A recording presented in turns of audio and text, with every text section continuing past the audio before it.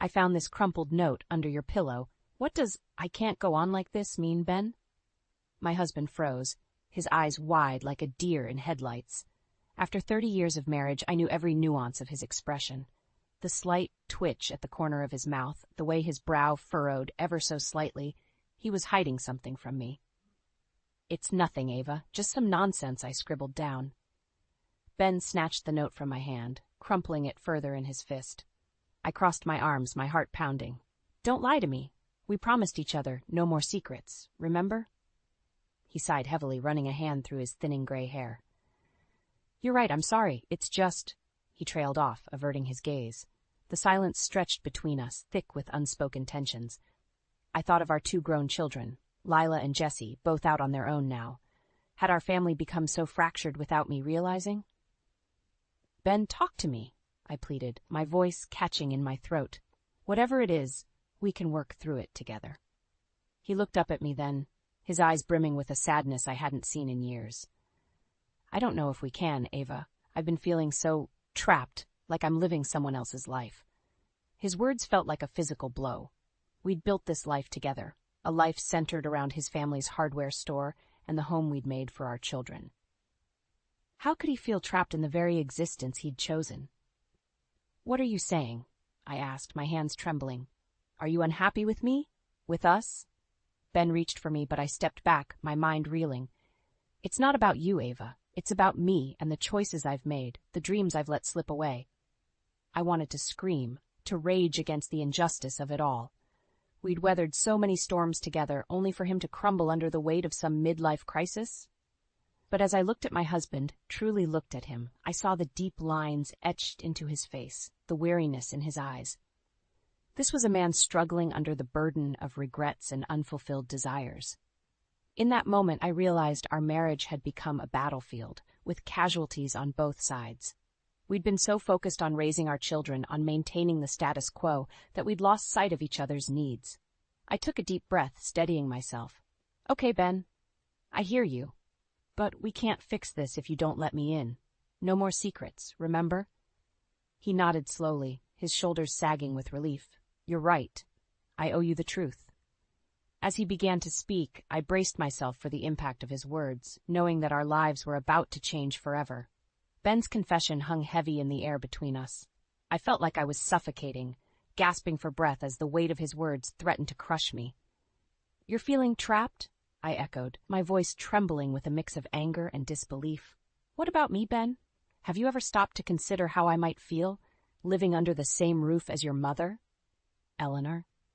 Just the thought of her name made my blood boil. From the moment she'd moved in after her knee surgery, she'd made my life a living hell. Her constant criticism, her blatant favoritism towards Ben, it was like she took perverse pleasure in belittling me at every turn. "Mom's just set in her ways," Ben said weakly, as if that excused her behavior. "You know how she is." I scoffed, shaking my head. "Yes, I know exactly how she is. She's a manipulative, controlling woman who has never accepted me as part of this family." Ben opened his mouth to protest, but I held up a hand, stopping him. "Don't try to defend her, Ben. Not after everything she's put me through." Memories flooded my mind, unbidden. Eleanor's snide remarks about my cooking, her disdainful looks whenever I tried to assert myself. And through it all, Ben had stood by, either oblivious or unwilling to confront his precious mother. "Do you remember our anniversary dinner last year?" I asked, my voice thick with emotion. How she criticized the way I'd set the table, made snide comments about the food I'd spent hours preparing. Ben's face fell, and I knew he remembered. It had been one of the worst nights of my life, a supposed celebration turned into a humiliating ordeal. "And what did you do?" I pressed on, the words tumbling out in a rush. "You just sat there, letting her tear me down in front of our own children." Lila and Jessie, bless them, had tried to come to my defense that night, but their efforts had only earned them Eleanor's wrath, further fracturing our already strained family dynamics. "I'm sorry, Ava," Ben said, his voice heavy with remorse. "I should have stood up for you, for all of us, but you know how my mother can be." "No, Ben," I cut him off sharply. "I don't want to hear excuses anymore. Not when you've let her walk all over me for years." I thought back to the early days of our marriage, when Ben and I had been so deliriously happy. We'd had our whole lives ahead of us, full of promise and possibility. But somewhere along the way that spark had dimmed, smothered by the weight of Eleanor's constant presence and Ben's complacency. "Do you remember our trip to Napa Valley?" I asked, a wistful smile tugging at my lips despite the pain in my heart.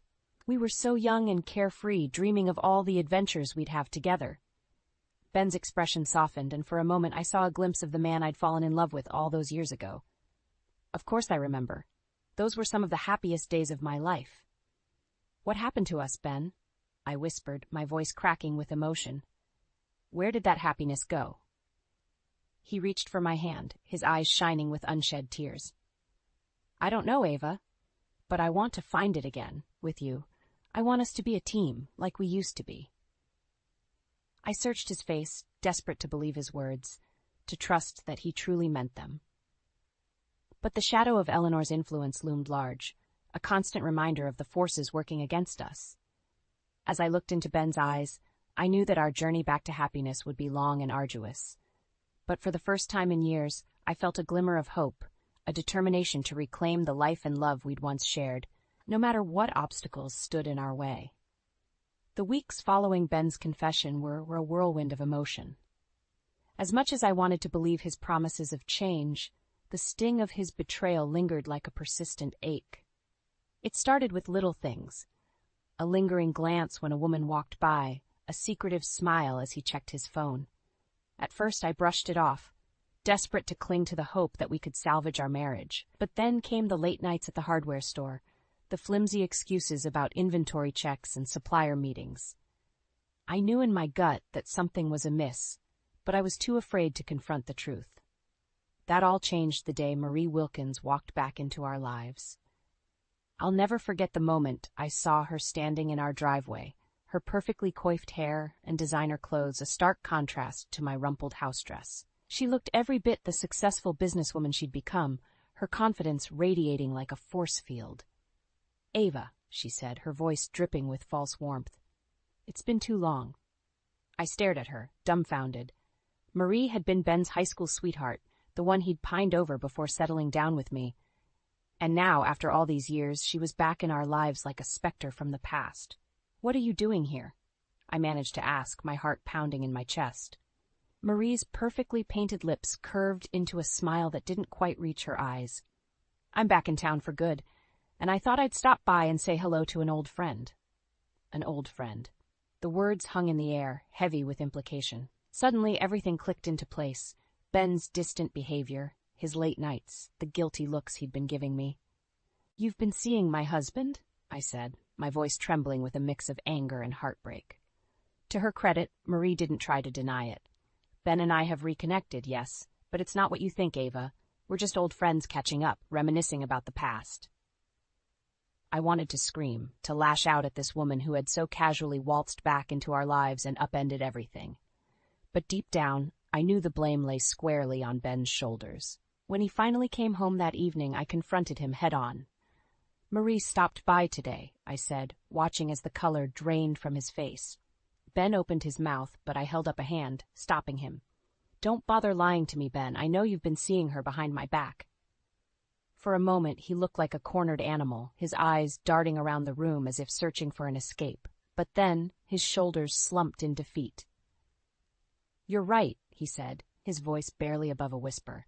"I've been meeting up with Marie, trying to recapture some of the excitement from our youth." The admission hit me like a physical blow, stealing the breath from my lungs. All this time, while I'd been trying to salvage our marriage, he'd been indulging in some twisted midlife crisis. "How could you do this to me, Ben?" I asked, my voice thick with tears. "After everything we've been through together, how could you betray me like this?" He reached for me, but I recoiled from his touch. "Ava, please let me explain." But I didn't want to hear his excuses, his justifications. In that moment, all I felt was a profound sense of betrayal, a realization that the man I'd loved and trusted for decades had been living a lie. As I looked at Ben, I saw a stranger, a man consumed by his own selfish desires, willing to sacrifice everything we'd built for a fleeting taste of his past. And in that moment, I knew that our marriage, our family, had been irrevocably shattered. The only question that remained was whether we had the strength to pick up the pieces and rebuild from the rubble. The weeks following Ben's confession were a whirlwind of emotion.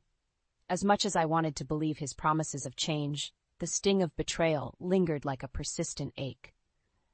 We tried to move forward, to rebuild the tattered remnants of our marriage, but a palpable tension hung in the air. Ben's words of reassurance felt hollow, and I found myself questioning every gesture, every glance. It all came to a head during a family dinner when Lila and Jessie joined us.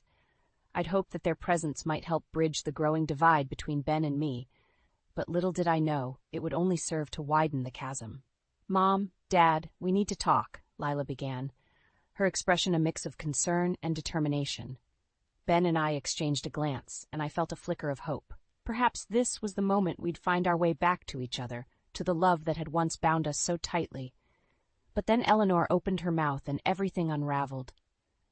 "Your father and I have been discussing his little indiscretion," she said, her words laced with venom. "And I, for one, think it's time he put an end to this nonsense with that woman." I felt the air leave my lungs, a sickening realization dawning. Eleanor knew about Ben's affair with Marie, and she was using it as ammunition in her never-ending quest to control our family. "Mom, stop," Ben warned, but Eleanor barreled on, her gaze fixed on me. "You've been so focused on your own hurt, Ava, that you've neglected your duties as a wife and mother." The words hit me like a physical blow, and I felt the familiar tendrils of shame and inadequacy wrapping around me. But this time, something was different. This time I had an ally. "That's enough, Grandma." Lila spoke up, her voice trembling with barely contained rage. "You have no right to speak to Mom like that." Eleanor turned on her, her eyes flashing with fury. "How dare you take her side, after everything she's done to tear this family apart?"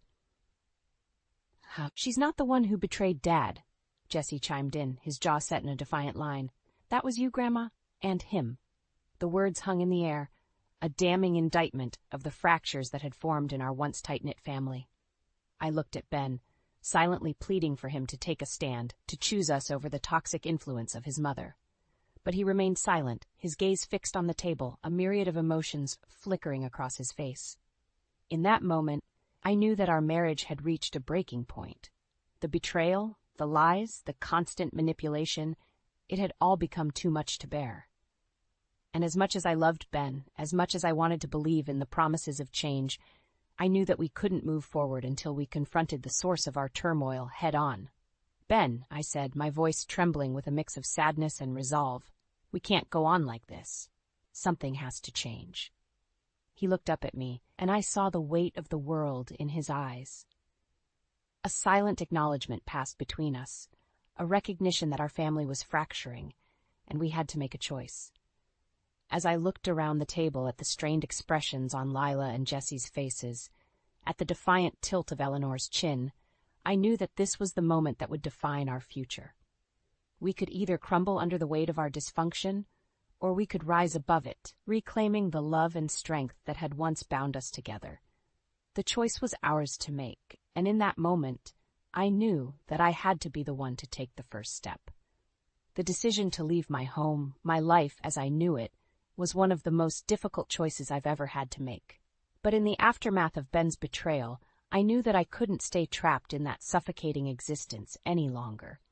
I had to find a way to breathe again, to reclaim some semblance of dignity. That's how I found myself taking the leap, accepting a full-time position at the community center. It was a chance to immerse myself in a new world, one where I could rediscover my sense of purpose and self-worth.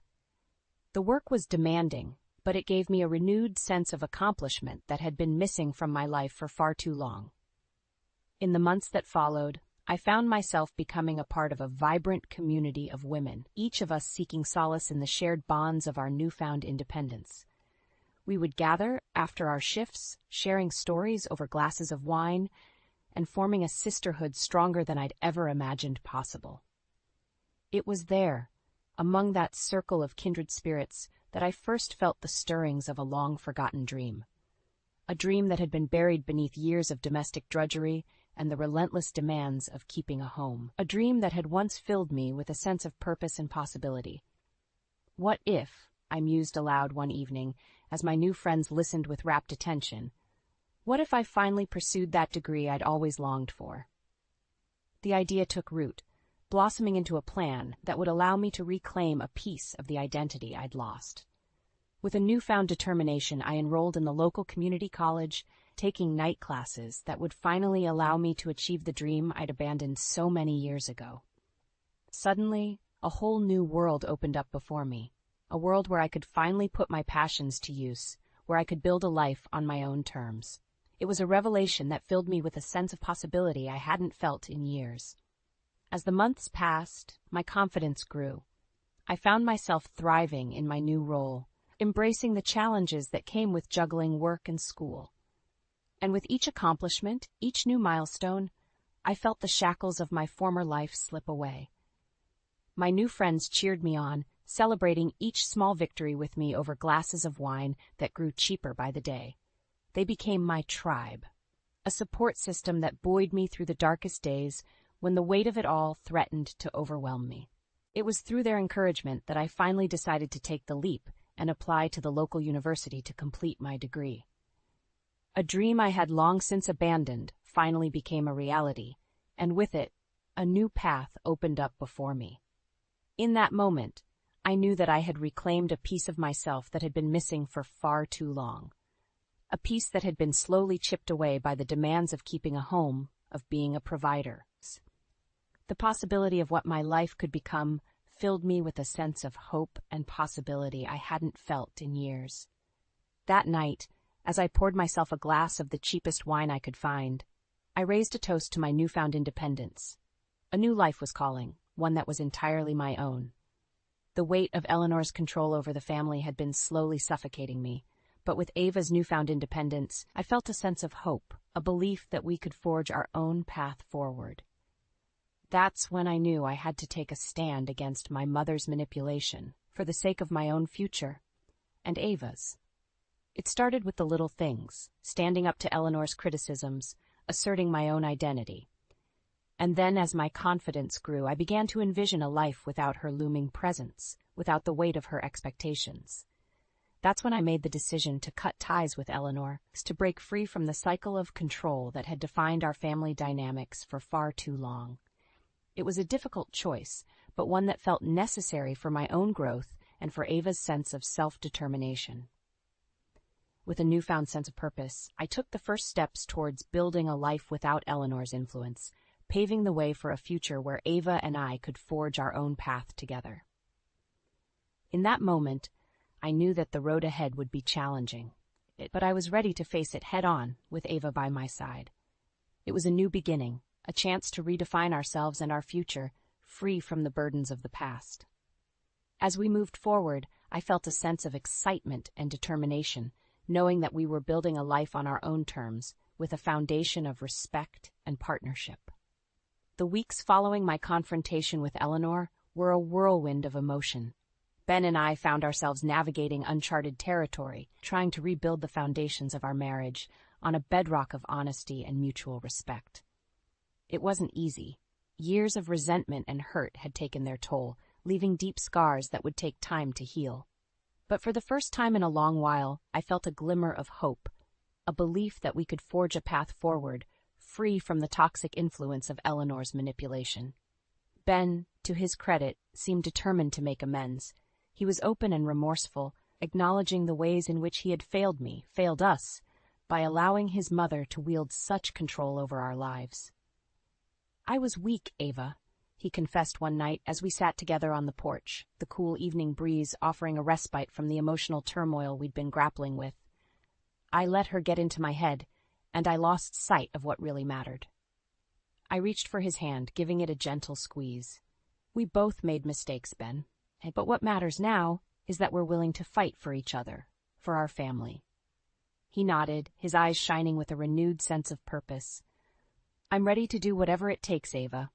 No more secrets, no more letting my mother dictate our lives." In the weeks that followed, we worked tirelessly to rebuild the trust that had been shattered. We went to counseling, laying bare the wounds that had festered for far too long. And slowly, gradually, we began to find our way back to each other. But just as we were starting to gain our footing, a curveball came hurtling our way, one that threatened to upend everything we'd been working towards. It started with a phone call from the nursing home where Eleanor had been staying. She'd suffered a minor stroke, they told us, and while she was stable, the prognosis was uncertain. Ben was beside himself, torn between the desire to stand by his mother in her time of need and the lingering resentment he felt towards her manipulative ways. "I don't know if I can do this, Ava," he confessed, his voice thick with emotion. "After everything she's put us through, how can I just show up and pretend like nothing happened?" I understood his hesitation, his anger.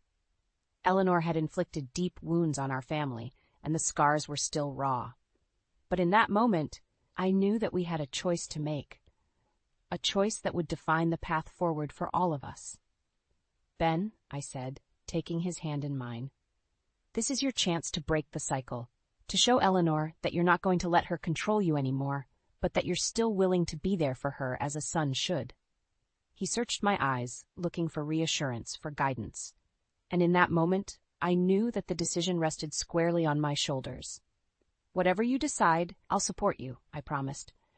"But think about what kind of man you want to be, what kind of example you want to set for our children and grandchildren." Ben was silent for a long moment, weighing the gravity of the situation.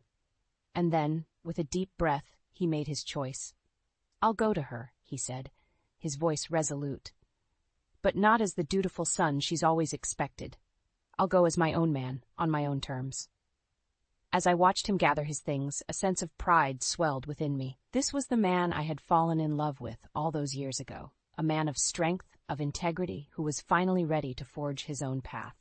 And in that moment, I knew that no matter what challenges lay ahead, we would face them together, as true partners, united in our determination to build a life defined by love, respect, and the freedom to choose our own destiny. The decision to move Eleanor into a care facility was one of the most difficult choices Ben and I had to make. On one hand, the thought of entrusting her care to strangers felt like a betrayal of the familial bonds that had once held us together. But on the other, the weight of her manipulation and the toll it had taken on our lives was a burden we could no longer bear. In the end, it was a decision born of necessity. A recognition that for our family to truly heal, we needed to establish boundaries and create a space where we could rebuild without the constant specter of Eleanor's influence looming over us. The day we moved her into the facility, a palpable tension hung in the air. Eleanor, ever the master of manipulation, alternated between bouts of feigned frailty and biting remarks, her words aimed like daggers at the heart of our newfound resolve. "You'll regret this," she hissed as Ben and I helped her settle into her new room. "Mark my words, you'll come crawling back, begging for my forgiveness." But Ben, to his credit, remained steadfast.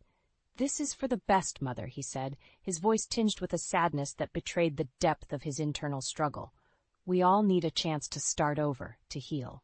Eleanor's eyes narrowed, her lips curling into a sneer. "Start over? You think you can just erase decades of history, of the sacrifices I've made for this family?"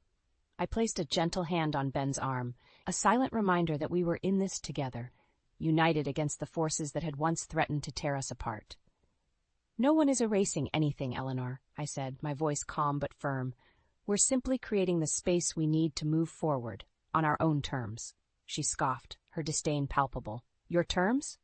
Don't make me laugh. You'll see, Ava. In the end, you'll come crawling back, just like everyone else." With those parting words, she turned away from us, her shoulders hunched in a posture of defiant resignation. It was a bitter farewell, but one that felt strangely liberating. As Ben and I left the facility that day, hand in hand, I couldn't help but feel a sense of relief wash over me. It was as if a weight had been lifted, a burden we'd been carrying for far too long finally set down. In the weeks and months that followed, we worked tirelessly to rebuild our lives, to forge a path forward that was defined by our own choices, our own desires. Ben visited his mother regularly, but always with a newfound sense of boundaries and self-respect.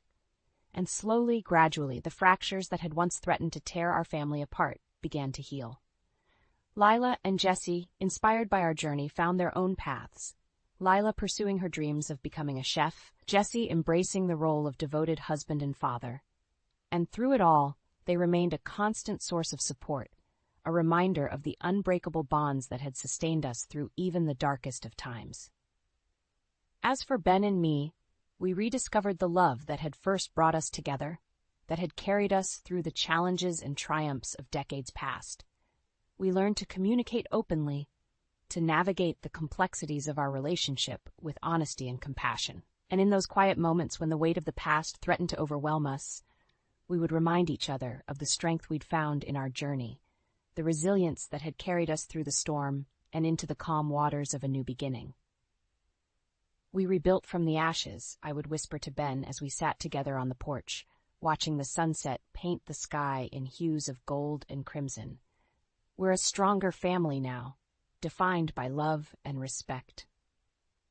And in those moments, I knew that no matter what challenges lay ahead, we would face them together, united in our determination to forge a life that was truly our own. The fork slipped from my hand, clattering against the plate. Clarissa's words hung in the air like a bad smell. "I've decided to sell my house and move in with you all. It will be such a blessing to have the family under one roof again." My mother-in-law smiled that sickly sweet smile she always used when getting her way. Beckett sat frozen beside me, his brow furrowed. Finn stared down at his half-eaten meatloaf, mercifully oblivious to the bombshell Clarissa had just dropped. "That's quite a decision, Mother," Beckett finally managed. "Don't you think you should have discussed it with us first?" Clarissa waved a ringed hand. "Oh, I didn't want to burden you both with it until I'd made up my mind. This way it's settled. No need for any fusses." My heart pounded as her real message sank in. She would be immovable on this, as she always was. Steam rolling her way into our lives, consequences be damned. "I appreciate your, consideration," I said carefully. "But Beckett and I will need to discuss what that would look like for our family. There are a lot of factors to work through." Clarissa fixed me with a pointed look. "Like what, dear?" "I'll have my own space, so no inconvenience on your end. I simply want to be closer to my grandchild and spend my twilight years surrounded by loved ones. Surely you can't object to that?" The subtle condescension dripped from her tone. The implication that I would deprive her of family, of Finn, if I objected. Classic manipulation. "Mom," Beckett ran a hand over his face, "we can't make this decision right now at the dinner table." "Well, I don't see why not," Clarissa said airily. "I think we'd all sleep better with this settled, don't you?" She turned to Finn, her eyes going misty. "You'd love having your dear old grandma around every day, wouldn't you, sweetheart?" Finn looked up, puzzled. Sure, I guess." "There, you see, the matter is decided." She beamed at me triumphantly. My stomach twisted. I knew the reality. There would be no peaceful twilight years. This was about control, plain and simple. The start of her ultimate power play to run this household her way. I opened my mouth, ready to protest, to shut this down before it began, but Beckett's pained expression stopped me. He already looked so conflicted, so troubled by having to buck his beloved mother's wishes. So instead, I simply forced a smile and said, "We'll discuss it tonight after dinner, dear." The first battle was lost, but the war was only just beginning. Clarissa wasted no time making her presence felt. The very next morning, she was in the kitchen bright and early, tutting at the mess. "You really should start your day earlier, Juniper dear. A properly kept home is the hallmark of a good wife and mother." I grit my teeth, biting back the retort on my tongue as Finn wandered in, still bleary-eyed. Clarissa immediately zoned in on his unkempt hair and rumpled t-shirt. "Good heavens, does that boy ever look presentable?" She aimed a disapproving look my way. "You'd think his mother would take a bit more pride."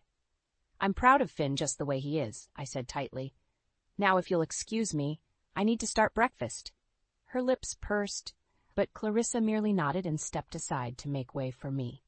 For now.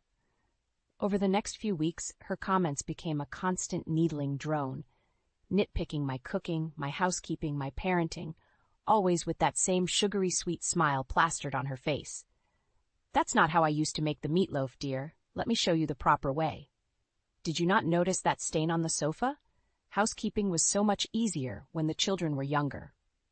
Speaking of children, you simply must put your foot down with Finn's attitude. He's headed down a troubled path without strict discipline. The worst came at Finn's school arts exhibition. He had worked so hard on his painting series, prezipping quietly in his room for weeks. I was bursting with pride as we circulated the gallery, admiring his vibrant, expressive work.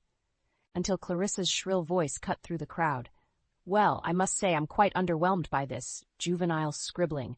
Constant doodling is no path to success." Finn's face drained of color. I watched his shoulders hunch, his eyes drop to the floor as snickers rippled through the event hall. "Mother," Beckett hissed. "What is wrong with you?" Clarissa blinked innocently. "What, I'm simply stating facts. Hard critique is the only way he'll improve." "That's enough."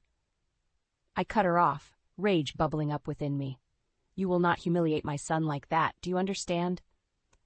For a moment, Clarissa actually looked taken aback. Then her mouth set in a hard line, and she fixed me with an icy look. "Your son, is it? We'll see about that."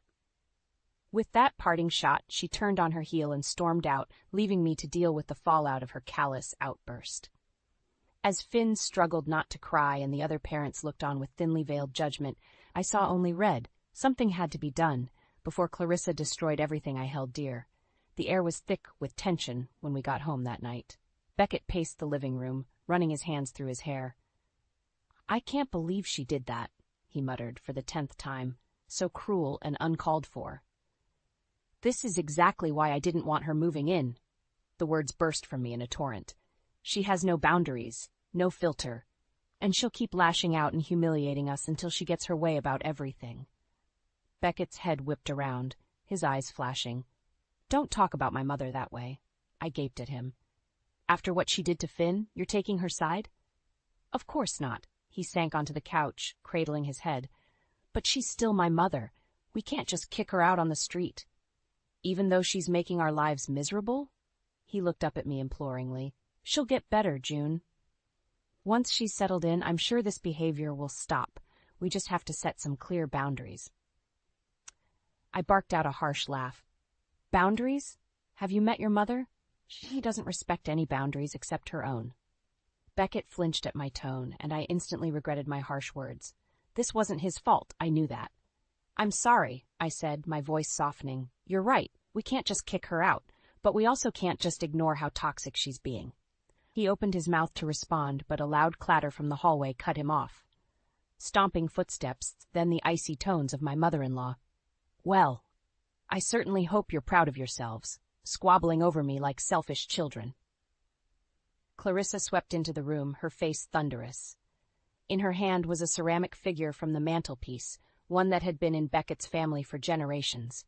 "Your petty arguing must have knocked this priceless heirloom to the floor. An object like this belongs in a museum, not in the home of such careless ingrates." My mouth dropped open. I clearly remembered dusting the mantel that morning. The figurine had been securely in place. Beckett jumped to his feet. "Mom, that's not what happened at all. You're overreacting." "Am I?" She rounded on me, eyes blazing. "Well then, Juniper, please do tell us what careless act toppled this precious artifact. I'm all ears." I opened and closed my mouth at a total loss, because I knew, deep down, that her accusation was patently false. Clarissa's thin lips curled into a smile of pure vindication. "That's what I thought. Really, Beckett, I don't know how you can allow such a thoughtless, messy woman to raise your child." I saw red. Before I could stop myself, I stepped forward and slapped the vile woman straight across that smug face. Clarissa's head whipped to the side, her hand flying to her reddened cheek. She stared at me in utter shock. "Get out," I hissed through gritted teeth, "before I do something worse." "Juniper," Beckett's voice cracked like a whip. "What the hell is wrong with you?" The utter betrayal in his eyes sliced into my heart. In that moment, it was like the man I loved was a total stranger. While Clarissa worked to regain her composure, I took a shaky breath and held Beckett's gaze. "I'm done being your mother's punching bag," I said, my voice low. "Either you put a stop to this, or you'll have to choose between us." Heavy silence fell over the room. Clarissa was watching avidly, her lips curved into that same sickly smile I'd come to despise. Beckett's face was utterly inscrutable. I didn't wait for his answer. I simply turned and left the room, chest heaving. The war had been declared. There would be no more playing nice. The next few days were tense, to say the least. Beckett and I moved through the house like ghosts, avoiding each other in an uneasy truce. Clarissa, smug as ever, acted like nothing had happened. "Pleasant morning, isn't it?"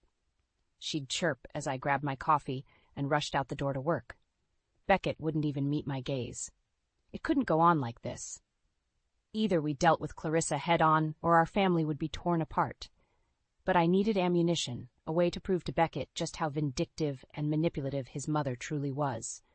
That proof came from an unlikely source, Mrs. Pennington from next door. I was trimming the hedges when she popped her head over the fence. "Everything okay, dear? You look simply haunted." I paused, struggling with how much to reveal. Before I could stop myself, it all came pouring out. Clarissa's cruelty, the wedge she was driving between Beckett and me, her deranged lies. Mrs. Pennington listened intently, clucking her tongue. "I knew that woman was trouble from the moment she moved in. Mark my words, she's poison." My eyes widened. "You've dealt with her before?" "In our neighborhood social club, she caused no end of dramatics." Mrs. Pennington's eyes narrowed. "Kicked up an unholy fuss until she got her way about every little thing. Turned everyone against each other with her malicious gossip and lies. Why, by the time she left, the club was in utter shambles." I recognized the twisted genius of Clarissa's tactics all too clearly. Divide and conquer through relentless manipulation. "If you've got recordings of her outrageous behavior, I'd be happy to corroborate your story," Mrs. Pennington added. My mind began whirling with the possibilities. I needed to gather evidence, proof that Clarissa's sugary words hid razor-sharp malice. That night, I dug out my old voice recorder and installed it in the living room, hitting record before the three of us sat down for an evening chat. "My, what lovely curtains," Clarissa gushed as soon as we got settled. "Though I do think the salmon shades would be more complimentary in this space." I tensed, ready for her to let the insults fly about my decorating skills. But she simply smiled placidly and took a long sip of tea. The jibes started small at first. Judgmental little quips about my cooking, my outfit, my rebellious views on parenting as compared to her traditionalist ways. Then, right on cue, Clarissa turned her focus onto Beckett. "Really, dear, I'm a bit worried about this new project of yours at work. It all sounds so very risky. Perhaps you should have consulted me before pitching it to your bosses." "Thanks for the concern, Mom," Beckett replied through gritted teeth, "but I've got it handled." Clarissa tutted softly. "Yes, well, we'll see, won't we? I simply worry you've bitten off more than you can chew. Juniper's influence doesn't exactly inspire confidence, if you know what I mean." You could have heard a pin drop. I glanced sidelong at Beckett, whose face was mottled red with barely contained rage. "That's enough, Mother," he warned in a low growl. But Clarissa merely shrugged, a sly smile playing about her lips. "I'm only speaking the truth, dear." Hours of recordings like these followed over the next few weeks, each one making my heart pound harder, my anger towards this vile woman growing. By the time I gathered the evidence and Mrs. Pennington's testimony, I was ready to unleash the full force of Clarissa's own depraved behavior right back at her. No more playing games. This ended now. I waited until Beckett was out running errands with Finn before calling Clarissa into the living room. She glided in, taking a seat with her usual breezy arrogance. "What can I do for you, dear?" Finally ready to accept my advice on redecorating this drab space? I took a deep breath to steady my nerves. "Cut the act, Clarissa. I'm done playing games." Her eyes narrowed, but the smirk didn't leave her lips. "Whatever do you mean?" Instead of answering, I simply pressed play on the voice recorder. Her own shrill tones filled the room, spitting vicious remarks about Beckett's incompetence, insults about my failings as a wife and mother, nasty gossip designed to turn us against each other. Clarissa's face remained impassive as the recordings played, but I could see the muscle twitching in her jaw. When the litany of cruelty finally ended, she gave a simpering shrug. "So I've made a few offhanded comments here and there. I was only trying to help guide you, make suggestions for your family's well-being." "Don't insult my intelligence," I snapped. "These were calculated attacks, meant to undermine me and drive a wedge between Beckett and me. Your little dominance games." Those beady eyes glinted with something like respect. "Very perceptive of you, Juniper, though I'd have thought my motivations would be obvious from the start. I surged to my feet, fists clenched at my sides. Why, Clarissa? Why are you so hell-bent on destroying my family? She rose as well, lips curling into an oily smile. Because this was never about your family, you silly girl. It's about power, ensuring I have final say over everything in my twilight years. And you were the only one standing in my way. A chill ran down my spine, but I held her gaze steadily. Well, your little gambit stops right now. I'm done letting you manipulate and debase us. Oh? One sculpted eyebrow arched delicately. And just what are your terms for that, pray tell? I took a step closer, my voice low and menacing. You're going to leave. Get out of our lives and never contact us again. In return, I'll give you enough money to pay off your little debt problem, shall we say? Clarissa's mask slipped for just an instant, shock flitting across her features before the stony disdain returned. I allowed myself a grim smile. It seemed my snooping had paid off. Well, you've certainly been a busy little thing, haven't you? Her lip curled. Though I have to wonder what my darling son will think about your strong-arming tactics. He'll think whatever he wants, I said coolly. But he'll have proof of exactly the kind of manipulative snake you are first. Our eyes bored into each other, a silent battle of wills stretching between us. Finally, Clarissa gave a stiff nod. Very well, you've made your point. I accept your generous offer, but be warned, the day will come when you regret pushing me away for good. The threat could have chilled my blood, but all I felt in that moment was an immense sense of relief. At long last, this nightmare would be over. My hands were shaking as I laid out the place settings for our monthly family dinner. Clarissa sat primly on the couch, shooting me disdainful looks every few minutes. She hadn't taken my ultimatum well, that was for sure. The doorbell rang, announcing Beckett and Finn's arrival. Showtime. Hello, my dears. Clarissa was all sugary sweetness as they walked in, air kissing their cheeks. I'm simply famished, aren't you? Beckett eyed her warily but said nothing as we all took our seats around the dining table.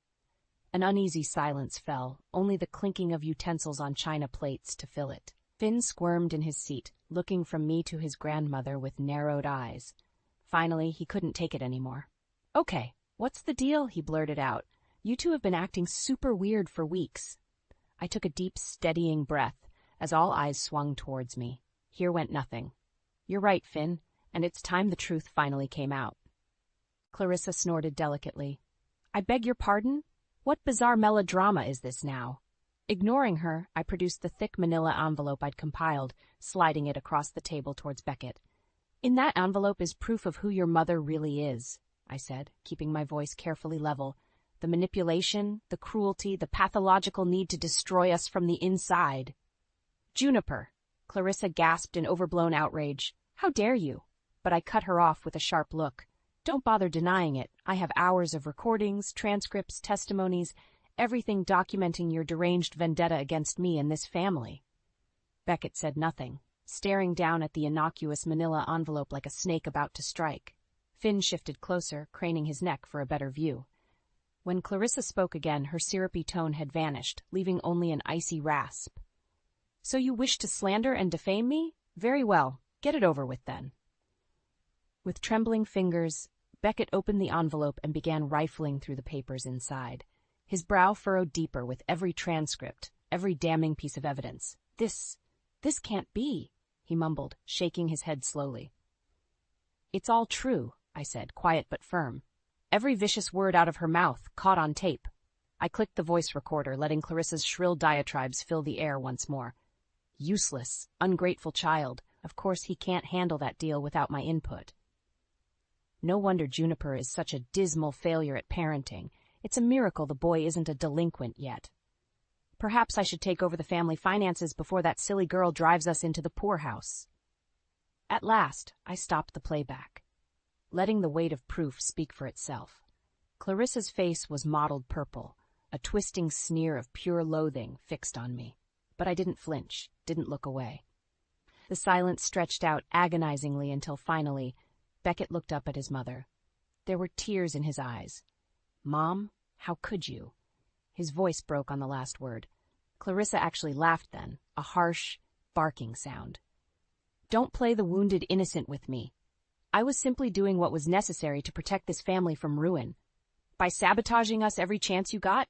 I couldn't stop myself from interjecting. By turning everyone against each other? That's what was necessary? Of course it was. Clarissa was on her feet now, shoulders heaving with rage. I could see quite clearly how incompetent you both are.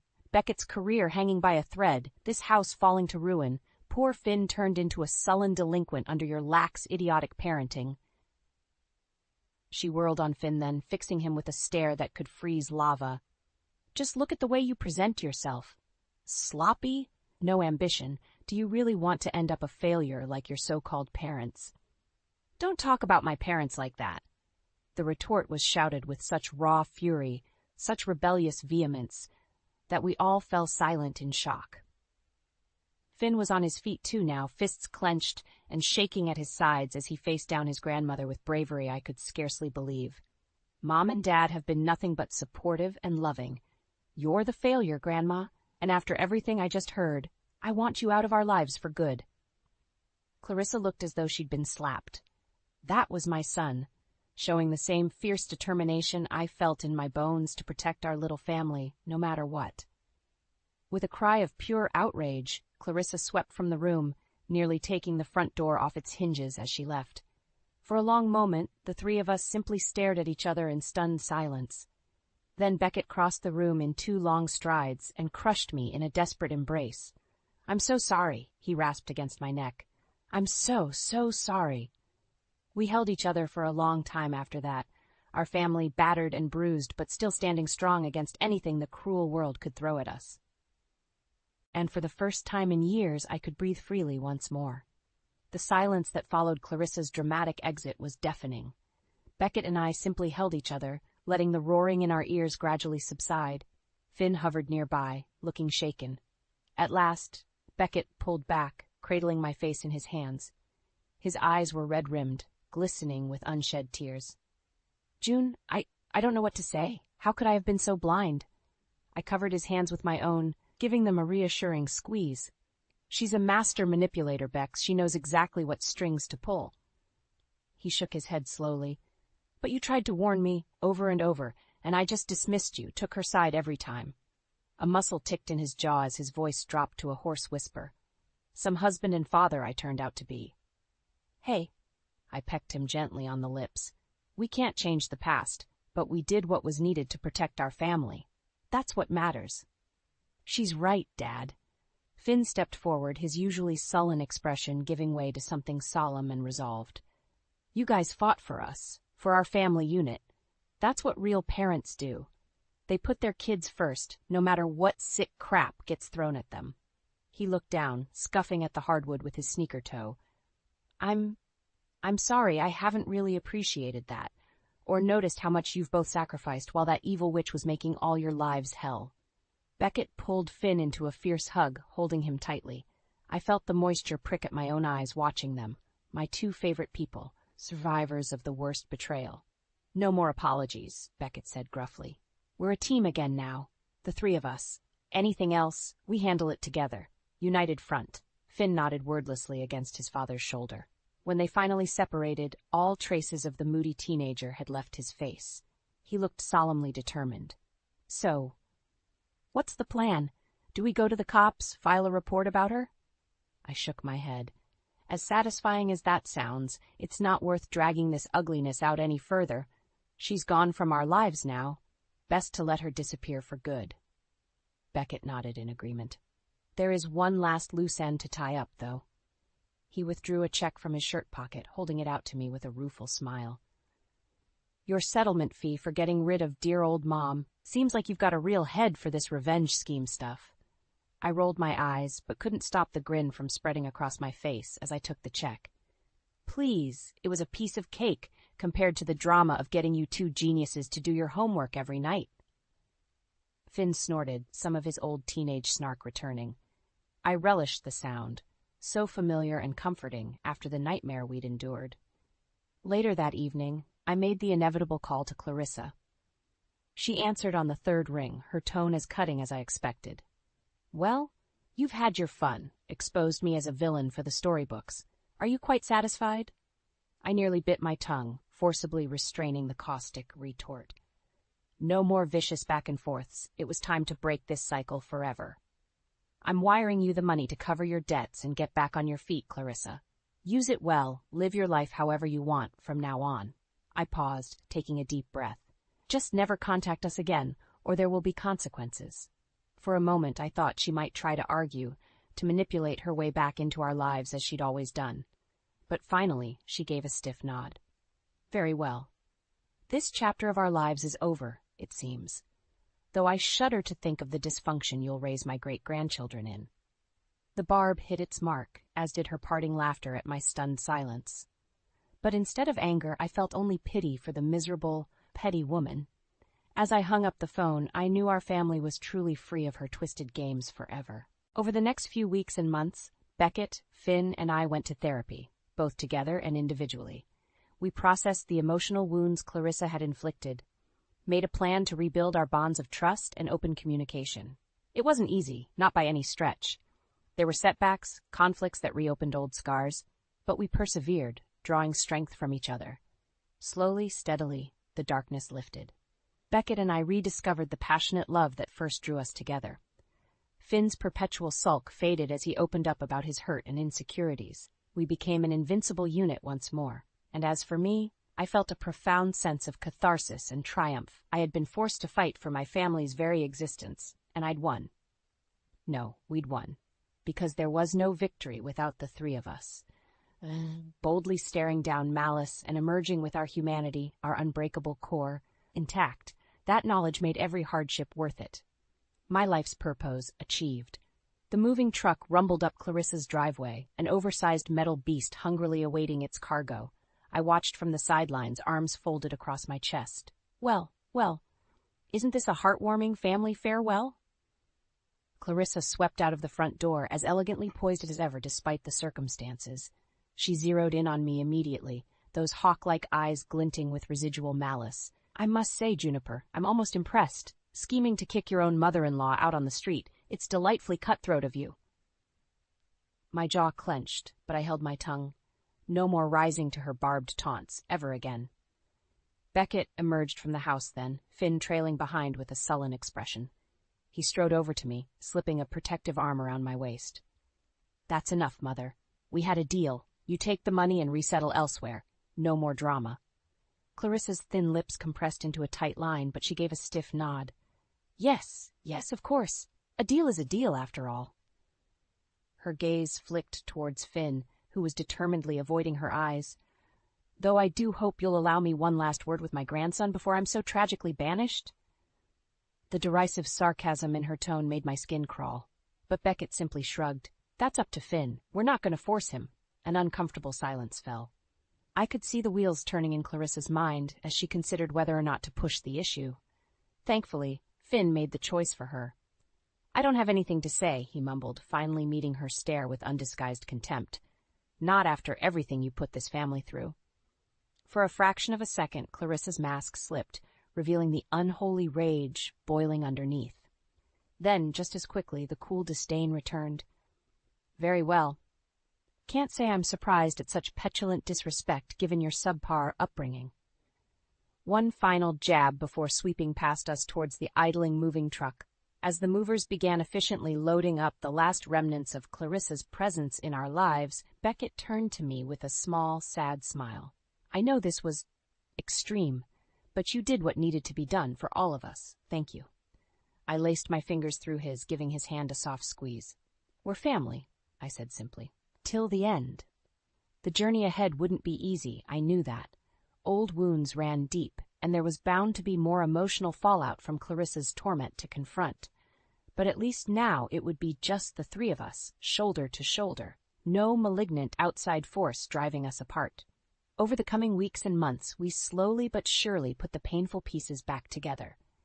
Beckett and I attended joint counseling, relearning to openly communicate without fear of undermining from Clarissa. Finn started seeing a therapist, too, to work through the damage of having such a toxic influence in his life from an early age. There were setbacks, absolutely. Clarissa's cruel words would slither unbidden into my mind at random moments, filling me with impotent anger and hurt. Beckett admitted to still struggling with guilt over being so blind to her true nature for so long.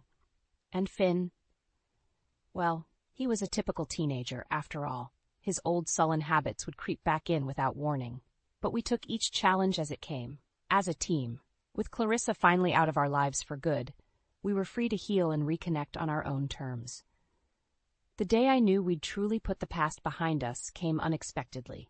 One crisp autumn evening at the dinner table. There was no special occasion, nothing to mark the moment as significant. Beckett and I chatted about mundane things, work, errands, the new movie we wanted to see over the weekend. Finn sat across from us, chewing thoughtfully as he listened. Then, out of nowhere, he set down his fork and looked up at me with those same serious eyes that had first showed his backbone against Clarissa's manipulation. "You know, I get it now. Why you fought so hard to get rid of Grandma." I paused, startled, sharing a glance with Beckett. We'd thought that painful chapter of our lives firmly closed. Finn scratched at the back of his neck, suddenly bashful. "I mean, I always knew she was bad news in a general way, but seeing how far you went to protect us, risking everything, not just thinking of yourself." He shook his head slowly. "That's what real parents do, you know? They'd go through anything for their kids, no matter what." My vision blurred with grateful tears as I reached across the table to grip Finn's hand. "You've got that right, kiddo. No matter what." In that moment, I felt something profound shift inside me. The last lingering tendrils of anger and hurt over Clarissa's cruelty simply evaporated. Whatever resentment or bitterness had been weighing me down for so long just dispersed into the ether. As I looked around at my little family, my heart swelled with love. This was everything, the core truth that had kept me fighting through our darkest days. Beckett and Finn were my world, and I would walk through fire 1,000 times to keep them safe and happy. The past was just that, past. We had survived the worst betrayal and come out battered, but bonded and stronger than ever before. A new chapter was unfolding for us, one of healing and rediscovered joy. And this time I thought with a serene smile there would be no outside forces to disrupt our hard-earned peace. Just us, forging our own path forward as a united, radiant family.